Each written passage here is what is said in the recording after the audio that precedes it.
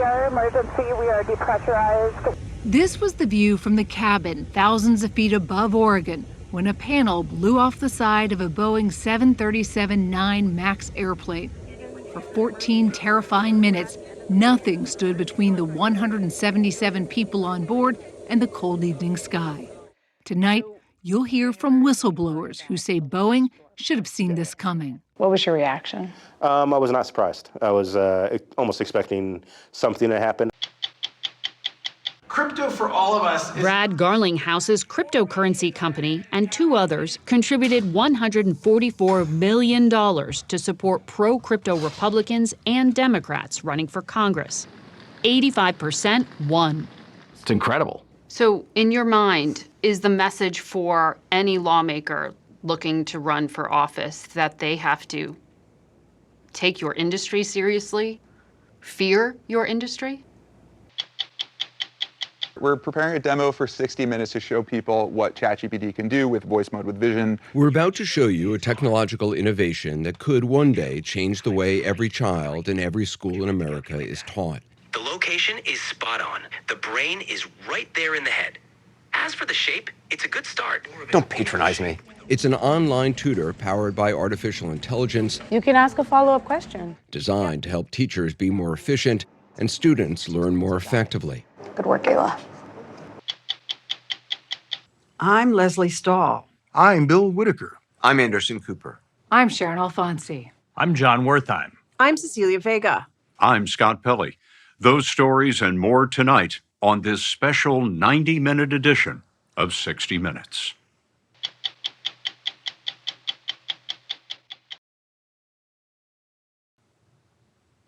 Most of you watching tonight have probably flown on an airplane made by the Boeing company.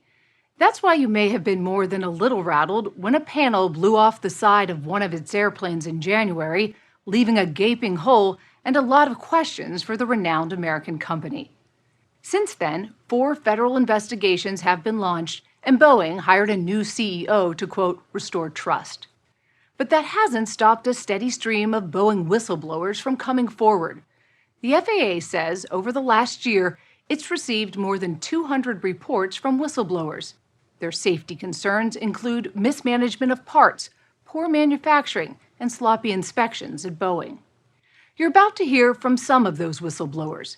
They told us why they weren't surprised when a Boeing airplane blew open in the Oregon sky.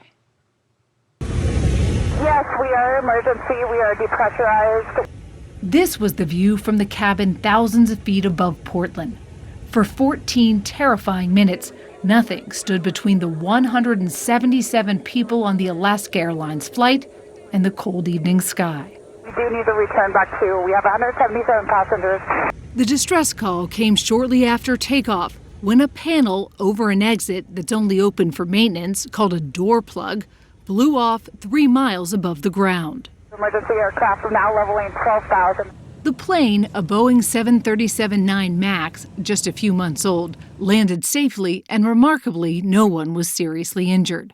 A month later, the National Transportation Safety Board's investigation revealed 4 bolts required to secure the MAX's door plug were removed during production at Boeing's factory in Renton, Washington, and never reinstalled. Boeing says it can't find any paperwork to explain how a plane left the factory broken. Sam Mohawk works at that Renton factory. This is his first television interview. So in January, when you heard about the lost door plug incident, what was your reaction? I was not surprised. I was almost expecting something to happen. I was actually happy that it wasn't a catastrophic event that took down an airplane. That kind of put visibility, what was going on internally, out to the public. Mohawk has worked for Boeing for 13 years on 3 different airplane programs. Months before the door plug incident, Mohawk says he warned Boeing and federal regulators about lapses in safety practices inside the Renton factory, which makes about 30% of the world's commercial jet fleet. The idea is to keep those airplanes moving, keep that line moving at all costs. At all costs, even safety? Unfortunately, yes. Yeah. Mohawk says he started noticing problems during COVID when Boeing was ramping up production and dealing with supply chain issues. Part of his job as a quality investigator is keeping track of defective airplane parts in what employees call, quote, the parts jail. Why parts jail? Because they're supposed to be under lock and key, and it's supposed to be like a chain of evidence. We're following that whole part to make sure that that is not a bad part going back to the airplane. But Mohawk says in an effort to keep production moving, some Boeing employees sidestepped protocol and took bad parts out of the parts jail when his team wasn't looking. Where do you think the parts are going? There's so much chaos in that factory that there's a desperation for parts because we have problems with our part suppliers. So in order to get the plane built and out the door in time, I think unfortunately some of those parts were recycled back onto the airplanes in order to keep building the airplane and not stop it in production.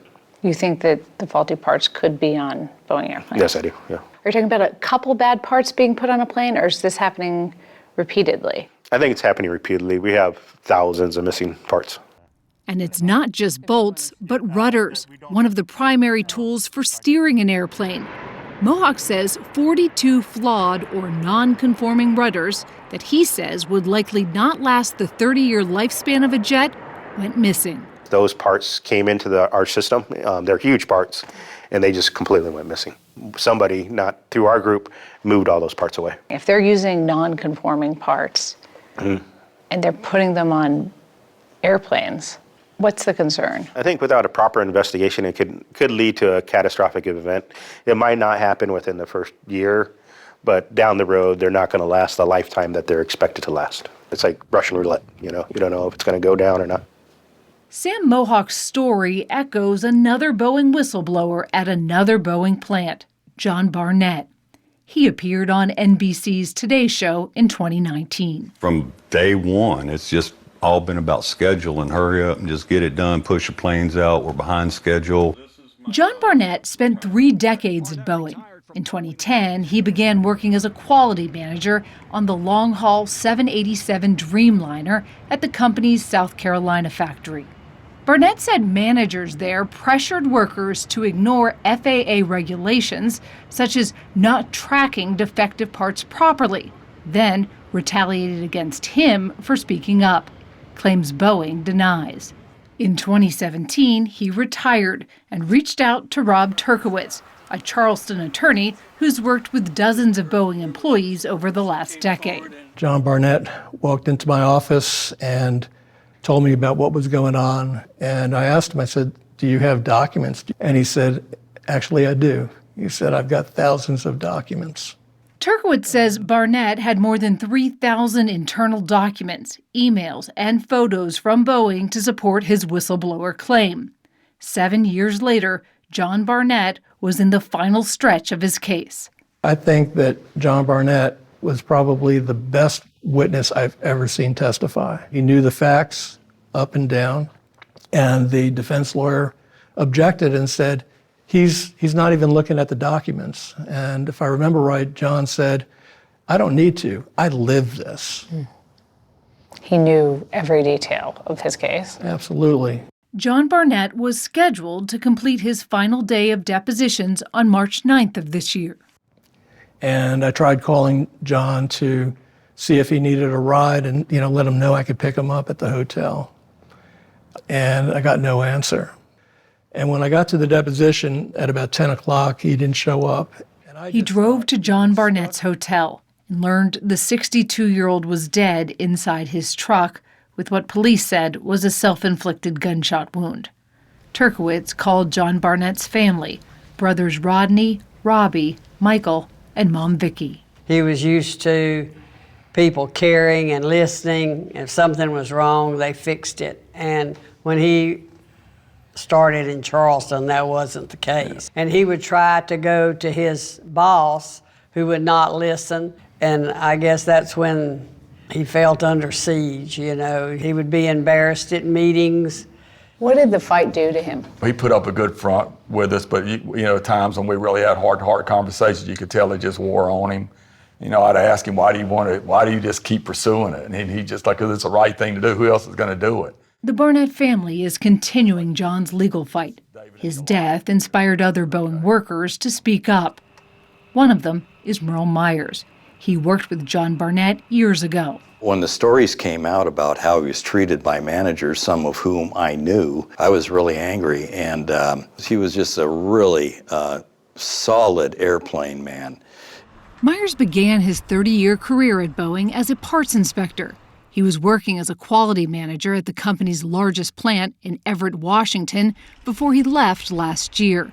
He says his concerns first began in 2015, after he discovered defective 787 landing gear axles that had been scrapped were taken by workers and brought back to the factory. Why were they just taking things? Schedule driven. So that's really, that's the order of the day. They needed a part, they didn't want to wait for it. Right. What condition were these landing gear axles in? They were corroded beyond repair. In these photos provided to 60 Minutes, the axles are spray-painted red. Myers says he learned scrap parts marked like this had been taken without authorization for over a decade. If the faulty parts are spray-painted red, would you be able to look at a part on a plane and go, that's faulty? Are they still red when they get on the plane? Yeah, or it would get cleaned up. How do they clean it up? Well, just cleaner, chemicals, chemical cleaners. Like wash it off. Yeah. Boeing says it thoroughly investigated Myers' claims and that the defective axles did not make it onto airplanes. But Myers says the competition for airplane parts continued. And they would talk openly about it at the stand-up meetings. Senior managers, that flap on that plane ahead of mine was supposed to be on mine, and that was taken by a competing manager. So managers they're fighting compete. for faulty parts? Yeah, and good parts. They're not too picky. Wow. Yeah. And they talked about that openly? Yeah, and vice presidents would attend that meeting often, and they would hear this and do nothing about it. Sam Salapur might have more reason than anyone to do something about it. He's worked in aerospace as an engineer for 40 years. I come from a space shuttle background. I don't know if you remember the Challenger explosion where we lost 7 people. Ever since that explosion, I have promised myself if I see problems that they are concerning or safety related, I am going to speak up until my face is blue. Salapur works on the 777 line in Everett. He says when the jet is assembled, pre-drilled holes are supposed to line up to join pieces together. When they didn't, Salapur told federal investigators he observed Boeing employees trying to make them line up. What were people doing to get the holes to align? Force, crane forces, people jumping up and down to align the holes. Jumping up and down? Yeah, they were jumping up and down like this. When I see people are jumping up and down like that to align the hole, I'm saying we have a problem. What happens then if you've got that pressure on these parts? That's like going one time more on your paper clip, okay? And we know that paper clip doesn't break the first time, the second time, the third time, but it may be breaking on you the 30th or the 40th time. You're saying this was happening over and over again? It's still happening right now. Even right now, it's still happening. In a statement to 60 Minutes, Boeing said it carefully investigates all quality and safety concerns, including those of the whistleblowers we spoke to, telling us some of their feedback contributed to improvements and other issues they raised were not accurate. Based on investigations over several years, none of their claims were found to affect airplane safety. NTSB safety reports show Boeing plane accident numbers have declined over 2 decades, that they're safer than they've ever been. Yeah. How do you view that? Right now, the MAX is a new program, so these airplanes that are having the quality issues are brand new to the fleet. We don't know what's going to be coming in the future. Workers at the Wren factory where they make the MAX returned to work last month after a 7-week strike. But the FAA says they have not resumed production and are focused on training and, quote, making sure they have the supply chain sorted out. Sam Mohawk still works there. In June, he filed a federal whistleblower claim to protect him from possible retaliation. I put a big target on my back in there. So why'd you do it? Because I'm concerned with safety. Like, at the end of the day, my friends and family fly on these airplanes. The FAA is still investigating Sam Mohawk's claims, along with hundreds of others related to the Boeing company.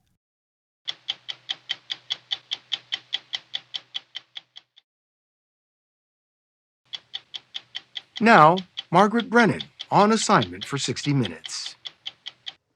Rarely in American politics has a new industry spent so much money with such apparent impact as the cryptocurrency business did in the last election. Cryptocurrencies like Bitcoin are digital assets created and maintained by networks of computers. Mystifying to some and mesmerizing to others, they're used for transactions and as high-risk investments with potentially high rewards. At least 17 million Americans own crypto, and how the industry should be regulated in the U.S. has been the subject of much dispute. With an important piece of legislation now before Congress, perhaps it's no surprise that big crypto companies were among the top donors in this past election. And since the election, the price of Bitcoin has hit record highs. It isn't clear whether the crypto industry will get Congress or the incoming Trump administration to craft the regulation or the legitimacy that they seek. But they've been investing a whole lot of their own cash to get something. Bernie Moreno! In the final months of a hotly contested race for a Senate seat in Ohio, Republican Bernie Moreno received $40 million of positive ads from a political action committee known as a super PAC. Defend American Jobs is responsible for the content of this ad. The ads didn't mention cryptocurrency at all, but they were paid for by crypto companies, and they helped Moreno defeat Democrat Sherrod Brown. This is a disappointment. The chairman of the Senate Banking Committee and an outspoken critic of crypto.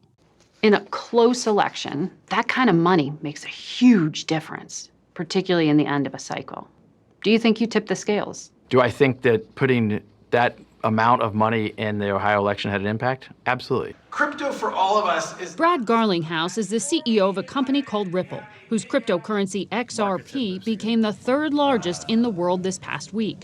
Ripple and two other companies contributed $144 million to super PACs that supported pro-crypto Republicans and Democrats. Do I think we had an impact to elect a Democratic senator in Michigan, Alyssa Slotkin? Yes, absolutely. Do I think we had an impact in Arizona? A Democratic senator in Arizona, Gallego? Absolutely. Overall, crypto companies contributed 1/3 of all direct corporate contributions to super PACs. Of the 29 Republicans and 33 Democrats the industry backed in congressional races, 85% won. It's incredible. So you see this election as a major victory? For sure. But some people will look at that and say, you teamed up and bought an election. At the end of the day, voters voted. We educated voters, as many industries do, about candidates. But you helped supercharge the candidates with the money in the coffers, right? On whatever is they wanted to talk about. That's absolutely right. So in your mind, is the message for any lawmaker looking to run for office that they have to take your industry seriously, fear your industry? I think all citizens should want people in Congress, on the Senate and the House, who are going to look to how do we use technologies in a way to benefit citizens. But the best news for the crypto industry came at the top of the ticket. The United States will be the crypto capital of the planet and the Bitcoin superpower of the world, and we'll get it done. Before this cycle, in June of 2021, Donald Trump was saying, Bitcoin seems like a scam. Do you understand what happened with that transformation? I didn't have a front row seat to that. I think it's clear that Donald Trump embraced crypto and crypto embraced Donald Trump. Big news, the World Liberty Financial token sale is now live. 3 weeks before the election, Trump announced the launch of a new digital coin that he had a financial stake in. Is that a conflict of interest in your point of view? Whether or not it's a conflict of interest, the voters have knowingly said, we want this person to be our president. Mm-hmm. You know, the voters have spoken more so than I have. Trump's cabinet picks have had very positive things to say about crypto. Here's what his choice for Treasury Secretary, Scott Bessent, told Fox Business News. Crypto is about freedom, and the crypto economy is here to stay. Perhaps most significantly, this past week, Trump selected a new head of the Securities and Exchange Commission. Paul Atkins, a former SEC commissioner who's done some consulting for crypto companies, is expected to take a very different approach than Biden-era chair Gary Gensler, who filed more than 120 lawsuits against crypto companies. Last year, Gensler told the House Financial Services Committee, I've never seen a field that's so non-compliant with laws written by Congress. Ripple CEO Brad Garlinghouse says the SEC's approach was the main reason his company and two others created the biggest industry super PAC called Fairshake. People are like, why did these companies come together and organize and say, this matters? And it's a reaction to a war on crypto. So if there had been a different SEC chair than Gary Gensler? I'm not sure Fairshake would exist. Really? Absolutely. In response, an SEC spokesperson said any amount spent by the crypto industry on legal defense or influence peddling pales in comparison to the savings lost by crypto investors to frauds and failures. It was definitely a war on crypto. John Reed Stark, former chief of internet enforcement at the SEC, says he owns no cryptocurrency and has never worked for the industry. Like Garlinghouse, he believes voters have given President-elect Trump a mandate to govern. As far as these election results are concerned, the clear mandate is the SEC needs to lay off crypto, and that's exactly what's going to happen. But that doesn't mean this former SEC official thinks the agency's actions were wrong. Crypto is a scourge. It's not something that you want in your society. It has no utility. It's just pure speculation. Remember, there's no balance sheet to crypto. There's no financial statements. You're talking about SEC filings. There's no public disclosure mandate. Exactly. Nothing, but also there's no audit, inspection, examination, net capital requirements, no licensure of the individuals involved, and there's no transparency into it. That creates real systemic risk, not just risk for investors. But the other part that people don't really talk about enough are the dire externalities that are enabled by crypto. What do you mean? Every single crime you can conceive of is easier to do now because of crypto, especially ransomware, human sex trafficking, sanctions evasion, money laundering. North Korea is financing their nuclear weapons program using crypto. Sam Bankman-Fried's conviction for fraud at one of the largest crypto exchanges in the world is a case study of what can happen without proper oversight. Based in the Bahamas, the FTX exchange collapsed in 2022, imperiling $8 billion of customer assets, much of it beyond the reach of U.S. regulators. There were crimes there. There was fraud there. I view that as not that dissimilar than if we say Bernie Madoff went to jail, that doesn't make every hedge fund manager a criminal. Of course. There's a lot of good actors in crypto. Ripple's CEO says his company employs 900 people and has been working with regulated financial institutions to create a faster and cheaper way for people to send money overseas. XRP is the digital currency it uses to do that. But Ripple also sold the digital currency XRP to investors, and XRP now trades on exchanges where people can buy or sell it in the hope of making a profit. So the SEC sued your company in December of 2020. That was the tail end of the Trump administration. Why? Well, their allegation was that Ripple in our sales of XRP represented the sale of an unregistered security. A security like a stock or another asset class. Correct. Garlinghouse says Ripple has spent over $150 million fighting the SEC in court, arguing that the digital currency XRP shouldn't be subject to the agency's registration and disclosure requirements, as if it were a stock offering. I went to Harvard Business School. I think I'm reasonably intelligent about something like what is a security. So never once had I considered the possibility that, okay, maybe XRP is a security. I've read every case, I've read every motion, and judges have said over and over again that these are securities. And they haven't said it like this is a close call. They said this is an obvious call. Brad Garlinghouse disputes that. He also argues that existing securities laws don't fit well with the new technology, and Congress needs to draft new rules for these new digital assets. We haven't been asking to be deregulated. We've been asking to be regulated. So we have been saying, hey, look, just give us clear rules of the road. So what was your strategy with putting money to work in the election? Was it to then go write those rules of the road that you want written? No, our goal has been to simply get rules written. I mean, the good news is there was not just any rules. Well, there was a bill passed this summer in the House, bipartisan support, called FIT 21. Mm-hmm. It was a Republican bill. 71 Democrats supported it. The bill is passed. FIT 21 tries to create a new regulatory framework for digital assets. While the SEC will still play a role, the legislation gives more responsibility for regulating cryptocurrencies to the CFTC, the Commodity Futures Trading Commission, which oversees futures markets for everything from gold to pork bellies and already has some jurisdiction over Bitcoin. The SEC is about maybe 10 times the size of the CFTC. The SEC's mandate is one of investor protection. They have legions of attorneys who go out and do these inspections, examinations, and audits. The CFTC is more about the integrity of the marketplace. I don't blame the crypto industry for wanting to be under the CFTC. It's a much easier regulatory regime. It has bipartisan support, and it passed the House. It doesn't surprise me at all that it has the support it has because, again, it doesn't pay for a member of Congress or the Senate, whoever you're talking about, it doesn't pay for them to be anti-crypto. There's no one that's going to give them contributions because of that. Lawmakers from both parties told us crypto firms will not escape scrutiny since there are consumer protections in the bill. And while it's not clear whether Republican leaders will reintroduce FIT 21 in the new Congress, there is bipartisan agreement that something must be done to plug regulatory gaps and prevent confusion in a market that already exists. Where is the United States better served? Are we served by creating clear rules of the road and having this industry thrive here at home? Or should we push it offshore where people are less protected? But even some of the big financial names on Wall Street have been skeptical of crypto. Jamie Dimon called it pet rock. There are big skeptics, I think, anytime a new technology, a new industry emerges. The counter to what you're describing is the most successful ETF ever in the United States. Exchange Traded Fund. Was the Bitcoin ETF. The Bitcoin ETF went live, I think, in January of this year and attracted more assets in a faster amount of time than any ETF ever before. Exchange-traded funds, or ETFs, are like mutual funds.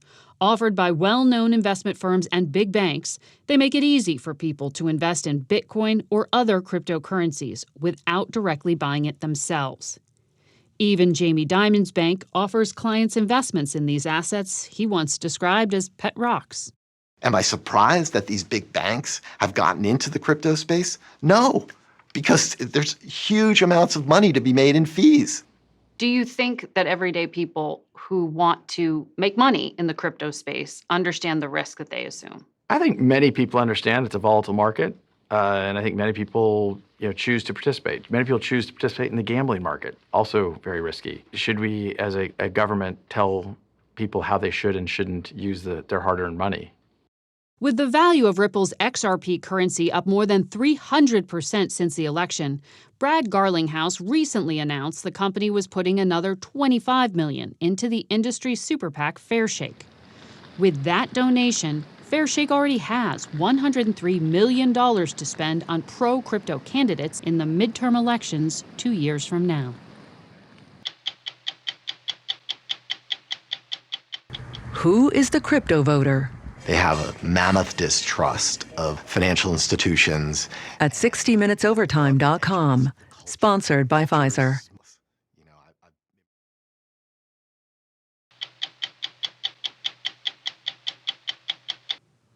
We're about to show you a technological innovation that could one day change the way every child in every school in America is taught. It's an online tutor powered by artificial intelligence designed to help teachers be more efficient and students learn more effectively. It's called Khanmigo. Khanmigo means with me in Spanish, and Khan is its creator, Sal Khan, the well-known founder of Khan Academy, whose lectures and educational software have been used for years by tens of millions of students and teachers in the U.S. and around the world. Khanmigo was built with the help of OpenAI, the creator of ChatGPT. Its potential is staggering, but it's still very much a work in progress. It's being piloted in 266 school districts in the U.S. in grades 3 through 12. We went to Hobart High School in Indiana to see how it works. Good morning. Just a normal day in chem, right? At 8 in the morning, Melissa Higginson knows it's not always easy to get 30 high schoolers excited about chemistry. Are you ready? Are you ready? All right, that's what I want to hear. But these days, she has help. This is acetic acid. The pipette's not going to fill all the way. That lesson Higgison has displayed behind her and is explaining to her 9th and 10th graders was created with the assistance of Khanmigo. She told the AI tutor she wanted a 4-day course in which her students would investigate the physical and chemical properties of matter. This next section is your research section. It took Khanmigo minutes to come up with a detailed lesson plan that would have taken Higgison a week to create. You pull that computer back out, you're going to go back to Khanmigo research. And the students have Khanmigo on their laptops too, ready to help them with their questions. We have a couple of questions that we need to ask Khanmigo. So, for example, I asked it, what are 3 examples of acids? And if I wanted to know more... So it gave you 3 examples of acids, like hydrochloric acid, citric, and sulfuric. Can you give me more examples? And if I wanted to know even more, I could ask it, like, what specifically some of the acids do. Like, So it's giving you acids and then it's asking you a question. Can you think of any other household items that might contain acid? yeah, so like it wants to help you understand like what it's telling you and not just like give you the information. This school used to be... Finding creative ways to help kids learn is something Sal Khan has been doing since 2005. He'd gotten degrees in math, computer science, and engineering from MIT, and an MBA from Harvard, and was working as a hedge fund analyst to build themselves when he started recording math tutorial videos in his closet for his young cousins. So if I were to multiply this equation... Not long after, with the help of donors, including Bill Gates, he quit his career in finance and started the nonprofit Khan Academy. From the beginning of Khan Academy, the true north was, how do you give more students at least approximations of the type of personalization they would get if they had a personal tutor? A wealthy family can afford a tutor for their child. If every kid could have a private tutor, that would level the playing field. Yeah, that's the dream. Co-founders of OpenAI, Greg Brockman and Sam Altman, were fans of Khan Academy and hoped to evaluate their AI using Khan's database of test questions and content. Khanmigo should do it. So they gave Sal Khan early access to an advanced AI technology that today underpins ChatGPT. What did you immediately think? It was pretty obvious this technology was going to transform society. So it was pretty heady stuff. But on the education side, it was like, wow, people are going to be able to use this for doing deep fakes and fraud and cheat. But if used well with the right guardrails, et cetera, could also be used to support students, to give them more feedback, to support teachers for all this lesson planning and progress report writing that they spend hours a week doing. Item level analysis. Educators and engineers at Khan Academy used OpenAI's technology to build Khanmigo. We're going to be using Khanmigo for this. And for the last year and a half, the teachers and kids at Hobart High School and others have been testing it out. I'll ask it a question. We sat down with 2 students from that morning chemistry class, Austin and Abigail, as well as Layden and Maddie, who use Khanmigo in business class, and Lou and Lily, who use it in English and for SAT preparation. I heard people at Khan Academy came and asked students to break it. Yes. Yes. That was the fun part. That was. Some students would try and trick it into just giving you the answer. The superintendent I talked to said that some students were bullying Khanmigo for the answer. Yeah. I think that was the elementary school kids. Oh, yeah, okay. Blame it on the elementary school kids. Okay. It's very helpful for those students who maybe don't feel comfortable asking questions within class. Does it have a personality? It's very much there for you. Like, it's very positive, it's very reassuring. It's getting me thinking, and it's not just giving me an answer. Do you ever just want to be like, can you just give me the answer? Yeah. That was the hardest part for, I know, like me and a lot of other students. Like, why isn't it giving me answers? At the end of the day, that's where your better answer is going to be. It's not going to be whatever the AI gives you. It's going to be whatever you create. So your hypothesis going into the last test is? Teachers at Hobart High don't just use Khanmigo to help plan lessons and save dozens of hours a week. They also monitor their students' understanding of subjects in ways they never could before. You can track how a student is actually using Khanmigo. Yeah. I'm going to click usage. And then if I wanted to pick a specific student, I could come down here and really dive into what that student's been looking at Khanmigo, and this is real time because you saw Abigail this morning looking at acids and bases. So wait a minute, these are the footprints of Abigail's work. These are the footprints of Abigail's work. At 8 a.m. she was asking about acids and chemical reactions. Absolutely. So even though you may not be hovering over the student at any given moment, you're somewhere else in the classroom, right. You can later check, oh, this is what Abigail was looking at. I understand her thought process on why she got these answers. Absolutely. So it gives me a lot of insight as a teacher in terms of who I need to spend that one-on-one time with. Maybe Khanmigo throws in a mastery challenge or something. Sal Khan says they won't sell the data they collect through Khanmigo or give it to other tech companies. They do use it, however, to improve Khanmigo's memory and personalization. It'll guide them to sort of what to do first. Sarah Robertson, a former English teacher who's now a Khanmigo product manager, showed us a new feature they've developed to help kids write better and think more critically. I found this essay that I wrote. To test it, I gave Khanmigo a paper I wrote in 6th grade about my mom, Gloria Vanderbilt. So go ahead and click Next, Start Revising. After just 90 seconds, Khanmigo delivered a very detailed evaluation of my essay. Okay. It liked some of what I wrote. The use of a quote to start the essay is effective and sets the tone for the rest of the biography. But suggested I should revise several paragraphs and my topic sentence. So I'm going to rewrite my 6th grade paper. Go for it. After a few minutes of tweaking. Ask it what it thinks. What do you think? It says, connecting childhood events to her later life will make your essay more cohesive and insightful. I mean, yeah, it's good advice. I can tell you, as a former 7th grade English teacher, when I assigned an essay, I would limit myself to 10 minutes per essay. I had 100 students, so it would take me 17 hours to give feedback on every single student's first draft. The burden that we place on teachers to give that specific, timely, actionable feedback is just so great that it's not possible. So I've now plugged in. To see if Khanmigo could catch me cheating, I asked ChatGPT to write a paragraph about my mom and pasted it into my essay. I now see that there's a critical flag. Khanmigo immediately sent an alert to Sarah Robertson. It says that you pasted 66 words while revising from an unknown source. So if I click on that now, it's going to load your essay and it's going to show me exactly what you just did. I'm so busted. You're busted. Do you want to work with a 3-digit or a 4-digit number? Khanmigo is free for all teachers in the U.S., but school districts have to pay up. $15 per student per year to cover computation costs, and it's still being improved. Any other ideas that can show the kind of... We got a hint of how Khanmigo might evolve when Greg Brockman, president of OpenAI, stopped by Sal Khan's office to show us their new vision technology that'll be available to ChatGPT paid subscribers soon.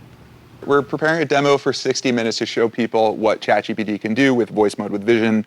It can actually see what someone is doing through live video and interact with them in real time. Brockman was talking with it on his phone. Got it. How about an anatomy lesson? You're going to quiz him and ask him to draw whatever body part you want to quiz him on and have him label it. How does that sound? That sounds like a fantastic plan.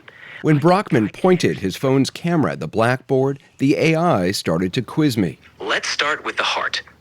Anderson, can you draw and label where the heart is in the body? It understood what I was doing, even though my drawing was pretty crude. The location is spot on. The brain is right there in the head. As for the shape, it's a good start. The brain is more of... Don't patronize me. It also seemed to pick up on my anxiety. Anderson, how about the liver? Give it a shot and show us where you think it's located in the body. Okay, this is a little tough. This is how we learn. Absolutely. No pressure, Anderson. I put the liver on the wrong side of the body. ChatGPT corrected me, politely. Anderson's placement is close, but it's primarily on the right side, just below the diaphragm. So could you critique this diagram overall? Anderson's diagram is a solid effort, especially for an impromptu drawing. The AI caught my mistake, but it's not foolproof. The formula is simple. 1/2 times the base times the height. Watch what happened when Khan asked it to calculate the area of a triangle and intentionally misidentified the height. Is this the height over here, this 4? Is that right? The AI said he was right. Yes, that's correct. It didn't catch the error. However, this technology improves quickly, and it is fun to interact with. Greg Brockman asked it to write a song about the formula for the area of a triangle to make it rhyme and sing it using a British accent. Absolutely. Let's give it a try. To find a triangle space, here's what you do. Multiply the base by the height, it's true. Then take that product and divide by 2. Now you've got the area of formula to pursue. How was that? That was really fantastic. It's incredible. It is. It feels like we're in a science fiction book, really. I mean, it just feels like to actually see it, I'm sort of speechless. The first time you see this stuff, it really does just feel like this magic and almost incomprehensible. And then after a week, then you start to realize like how you can use it. That's been one of the really important things about working with Saul and his team has been to really figure out what's the right way to sort of bring this to parents and to teachers and to classrooms and to do that in a way so that the students really learn and aren't just, asking for the answers, and that the parents can have oversight and the teachers can be involved in that process. You can ask a follow-up question. Sal Khan hopes this new vision technology can be incorporated into Khanmigo and available to students and teachers in 2 to 3 years. But he wants it to undergo more robust testing and meet strict guidelines for privacy and data security. I can imagine a lot of teachers watching this and thinking, okay, well, this is just going to replace me. Why would I want this in my classroom? It's like a Trojan horse. I'm pretty confident that teaching any job that has a very human-centric element of it is, as long as it adapts reasonably well in this AI world, they're going to be some of the safest jobs out there. You think there will always be a need for teachers in a classroom talking with the student, looking the student in the eye? Oh, yeah. I mean, that's what I'll always want for my own children and, frankly, for anyone's children. And the hope here is that we can use artificial intelligence and other technologies to amplify what a teacher can do so they can spend more time. Good job. Standing next to a student, figuring them out, having a person-to-person connection. 2 tens. 2 tens, you got it. Good work, Ayla.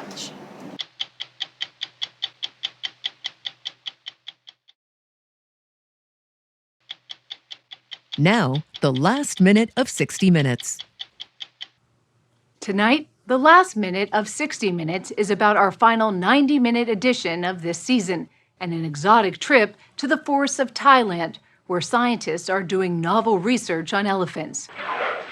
When scientists put this test up in the wild, some elephants seemed to be afraid and ran away from the puzzle boxes.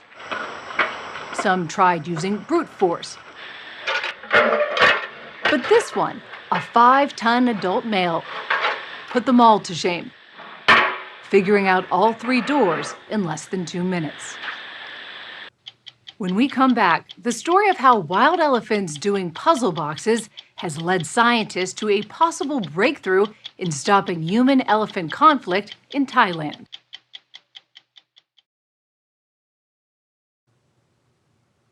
If you ever get an opportunity to go to Thailand, chances are you'll come home with a souvenir with the country's national animal on it, the Asian elephant.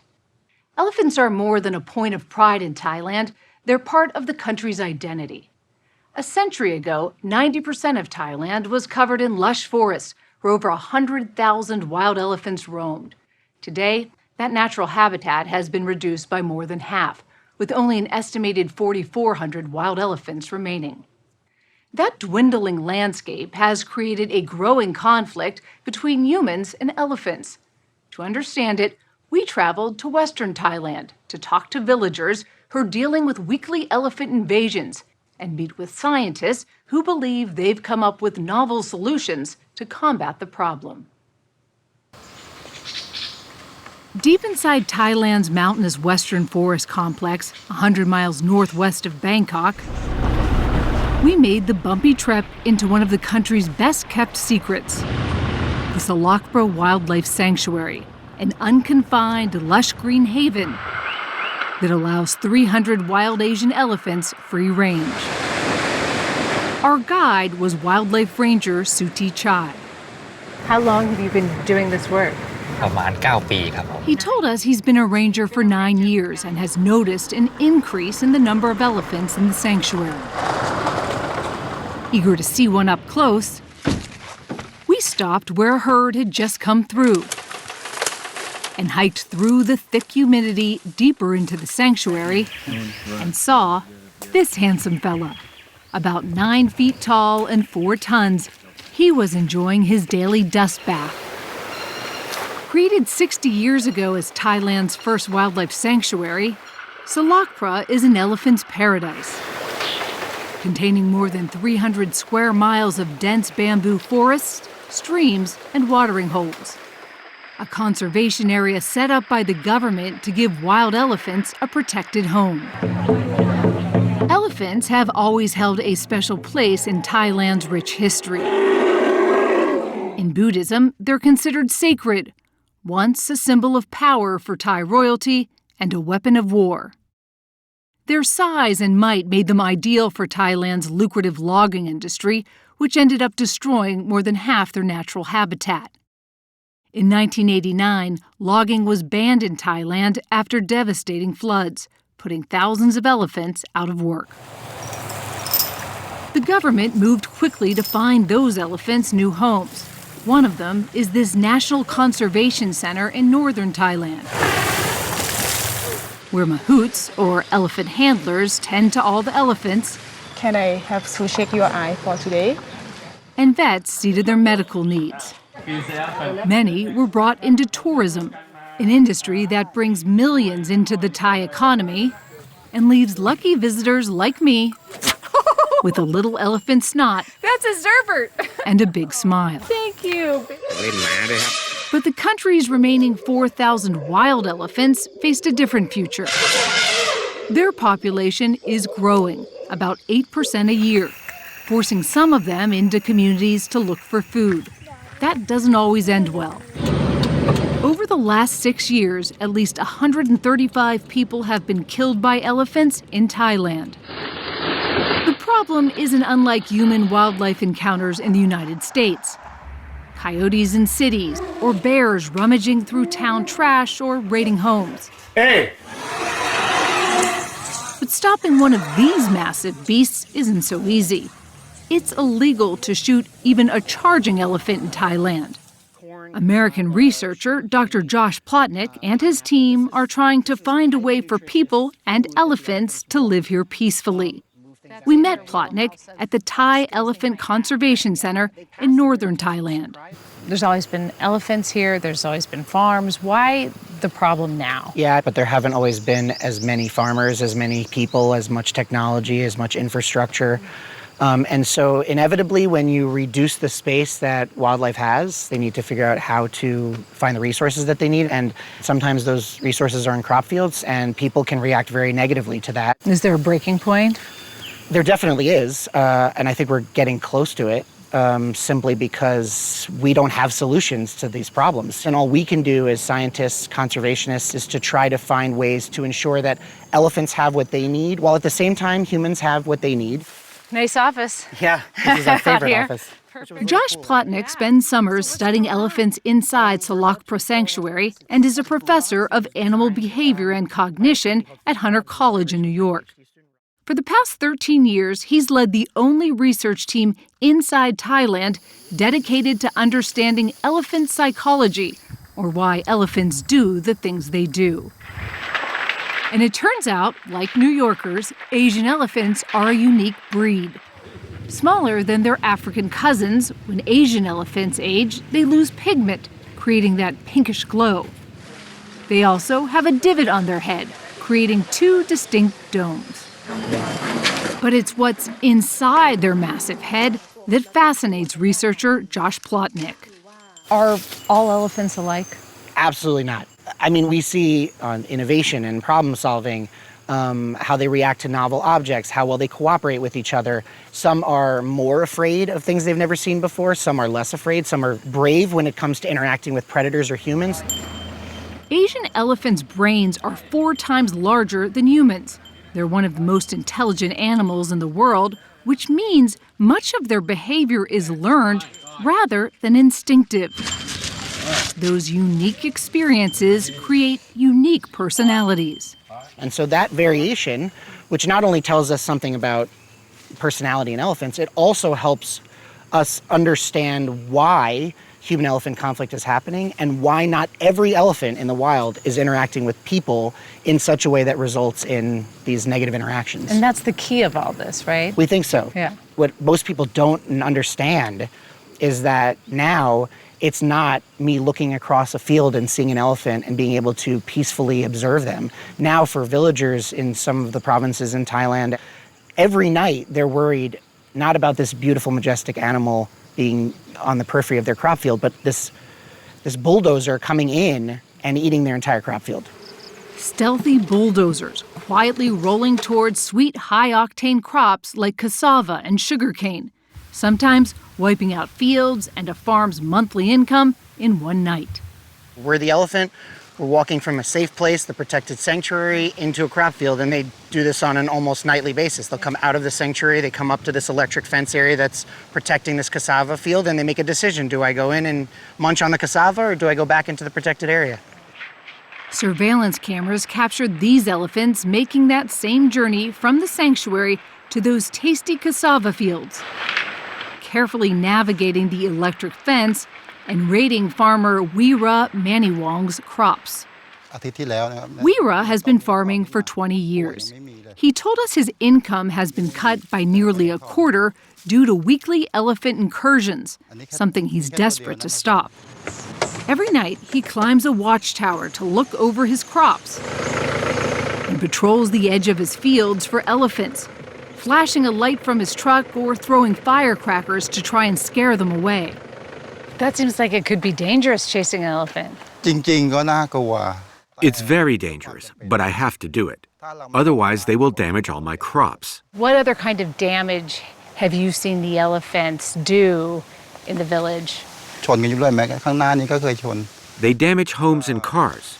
3 people have been killed recently by elephants in my village, including my uncle. Pawina Echachan is from another village 50 miles away. Her 54-year-old husband was killed trying to protect their crops. An alarm he had set up near the crops had gone off, but that night the elephant didn't go away. My husband ran out to try and scare him, and he tripped in the field, and that's when the elephant trampled him. And it's not just on farms. People in villages have been trampled as the elephants occasionally invade homes at night and run along roads, sometimes raiding sugarcane trucks along the way. So what do? I wish we had a simple answer to that question. There are a lot of different ways to do this. One is to focus on the people. Can we find different crops for them to plant that maybe the elephants aren't attracted to? Can we find ways to set up more permanent barriers? But what we're trying to do that I think is unique is focusing on the elephant, right? If elephant behavior varies from one elephant to the next, is that something that might inform the development of new strategies that are targeted at specific personality traits, certain behavioral traits that these elephants are exhibiting that might be better or stronger long-term solutions that would prevent elephants from coming into crop fields? When we come back, we'll learn how Josh Plotnick and his research team are hoping something called a targeted personality device will stop human-elephant conflict in Thailand.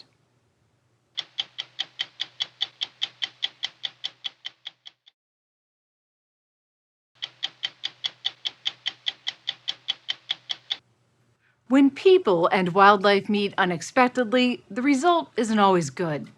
Decades of deforestation and overdevelopment of natural habitat have left wild animals in search of new sources for food.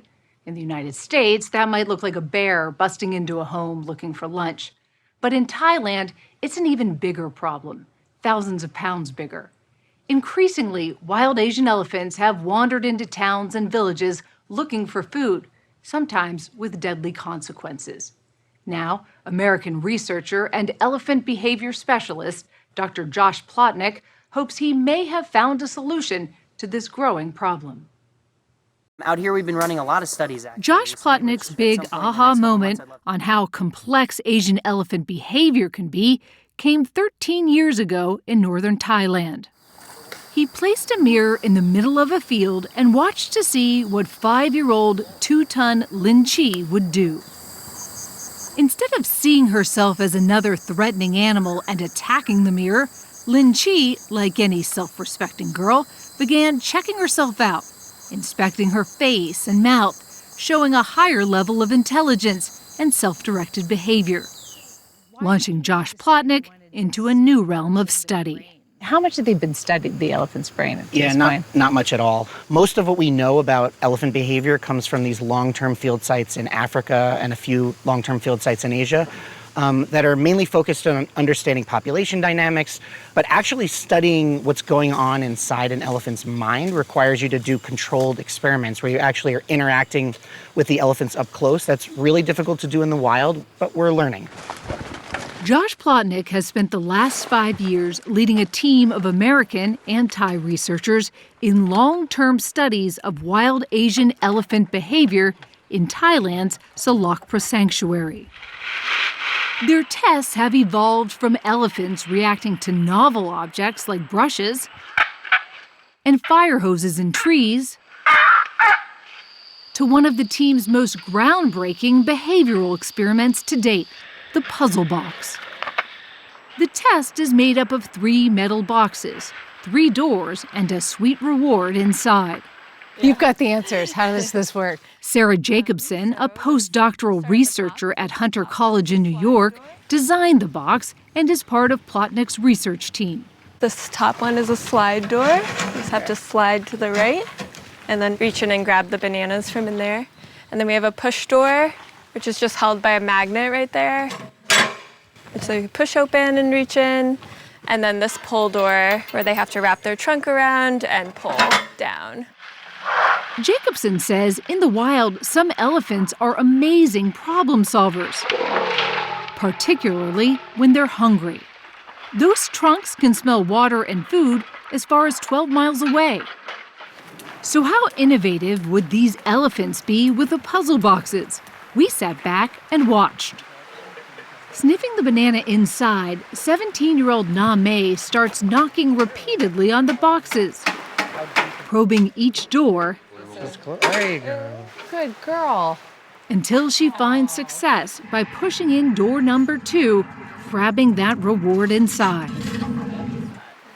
Oh. She innovated to open the first door. That was something she'd never seen before.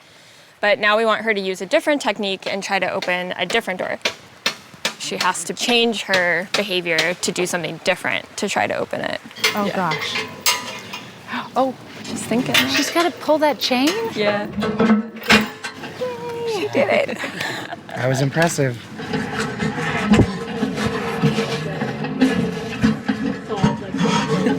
Oh, yeah, there you go. Well done.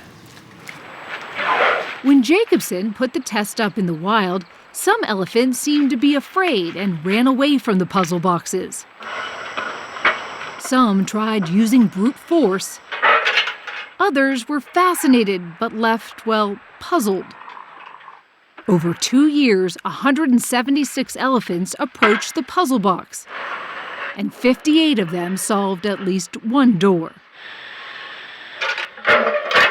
But this one, a 5-ton adult male, put them all to shame, figuring out all 3 doors in less than 2 minutes. So what has all this puzzle solving shown? Smart girl. Plotnick believes, like people, elephants show a huge range of innovation and persistence, a factor he thinks could be key in deterring the more tenacious elephants from raiding farms and villages. So you're looking for the troublemaker elephants? Correct. The elephant has evolved this capacity for hearing really well and smelling really well, and using their trunk to manipulate aspects of their environment. And so when they come into contact with something new or novel, but they know that there's something they really want on the other side of that novel thing, elephants with certain personality traits find ways around those deterrents. So if they're cognitively flexible, we need to take a more flexible approach to keeping them away from humans. I think that's exactly what we need to be doing and how we need to think about it. Who is this? Something veterinarian and leading Thai wildlife researcher Boripat Sirisirunrat spends a lot of time thinking about. We met up with Boripat working with a local patrol to track down a wild elephant named Mango. Yeah. Flapping ears and tail.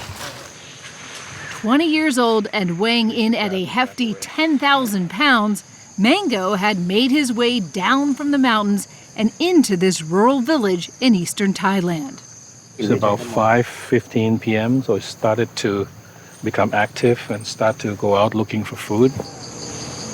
We spent the next 2 hours following a feasting mango from this back garden, down the main road, and straight into and through the village's central square.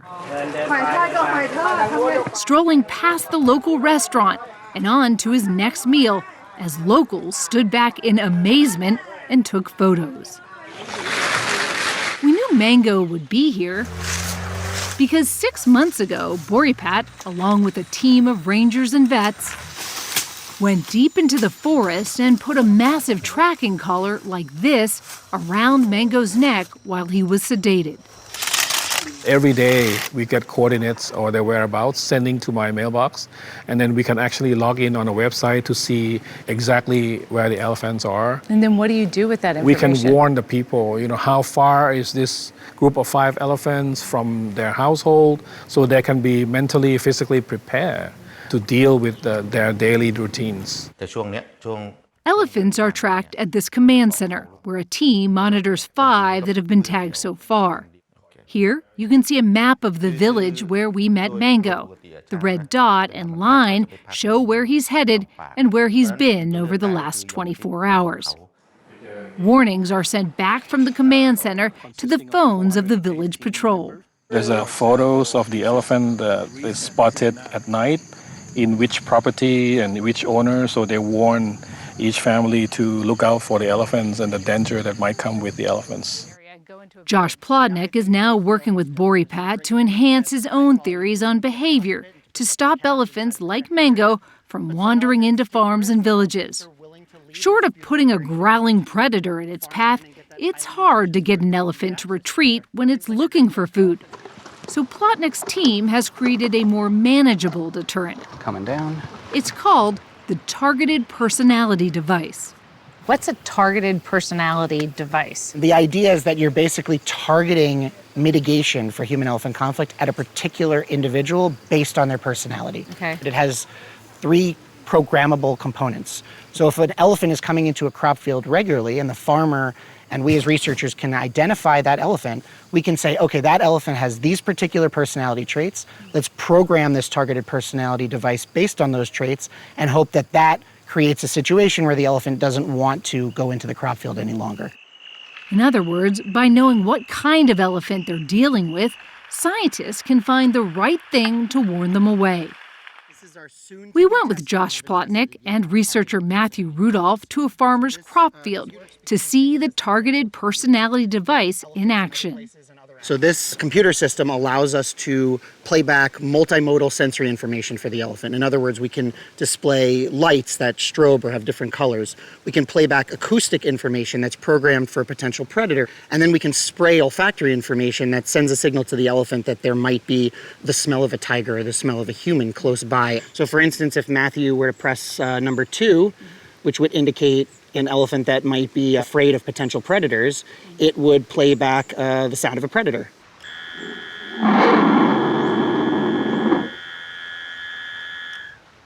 So you're throwing everything at them. Yeah, the whole idea here is to create a sensory world for the elephant. They're going to be able to see, hear, and smell a potential predator enough to say, this is not a good place for me to be. Here you can see when an elephant approaches. Flashing lights, spraying odor, and the sound of a yelling woman send the elephant running away and back into the jungle. The trick for scientists is knowing how each elephant will respond. Plotnick hopes that by understanding each elephant's unique personality traits, scientists can help create harmony between the most sacred animal in Thailand and its people. What is it that conservationists and scientists and government officials have gotten wrong about trying to stop this human-elephant conflict up till now? I think people really need to understand how serious this problem could grow simply because you have an intelligent animal on both sides. If you have an intelligent elephant and an intelligent human trying to share limited resources, conflict is inevitable until we come up with better solutions to promote coexistence. You kind of need to know the bird. All right. He wants us to be done. That's a wrap.